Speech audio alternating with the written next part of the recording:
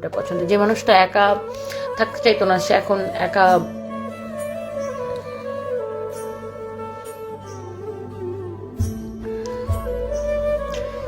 মানুষটা আমাকে যে পরিমাণ ভালোবাসছে, পরিমাণ যত্ন করছে, ওর প্রতি আমার অনেক মায়া, অনেক মায়া। এই মায়া আমি মানে ধরেন স্বামীর জীবন রক্ষায় যেন ডাল হয়ে স্বামীর মৃত্যুর সাথে লড়াই ধরেছিলেন তনি।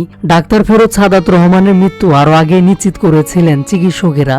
ব্রেন স্ট্রোক করে প্রায় 95% ব্রেন ড্যামেজ হওয়ার পর তখনই ডাক্তাররা হাল ছেড়ে দিয়েছিলেন।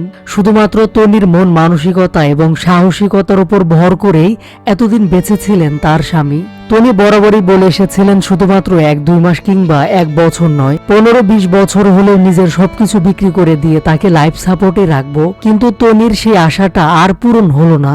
একমাত্র ছেলে সারফারাজ, মেয়ে সানভি তনিদের রেখে চিরদিনের জন্য না ফেরার দেশে পাড়ি জমালেন সাদাত রহমান। আল্লাহর ইশারা আছে দেখা হয়েছে, আল্লাহ চাচ্ছে দেখা হয়েছে। আমি আপনি বাঁচায় রাখার কেউ না।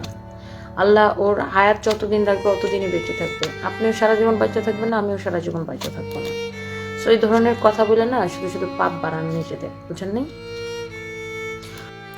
এদিকে কিছুক্ষণ আগে সানবিজ বাই তনি পেজটিতে একটি পোস্টের মাধ্যমে সাদাত রহমানের জানাজার আপডেট দেওয়া হয়েছে। পোস্টটিতে লেখা হয়েছে, স্যারের নামাজে জানাজা আগামীকাল বৃহস্পতিবার 16/1/2025 তারিখে গুলশান সেন্ট্রাল মসজিদ আজাদ মসজিদে বাদ আছর অনুষ্ঠিত হইবে। অতঃপর মরহুমকে বনানীর সামরিক কবরস্থানে দাফন করা হবে। মরহুমের নামাজে জানাজায় শরীক হয়ে তার রুহের মাগফিরাত কামনার জন্য বিশেষভাবে অনুরোধ করা হলো। দীর্ঘদিন ব্যাংককের হাসপাতালে লাইফ সাপোর্টে ছিলেন তনির স্বামী সাদাত রহমান। দীর্ঘ কয়েক মাসে চিকিৎসা ব্যয় হয়েছে কারি টাকা। সম্পূর্ণ টাকা পরিশোধ করে কাল সকালে স্বামীর নিথর দেহ নিয়ে দেশে ফিরবেন তনি।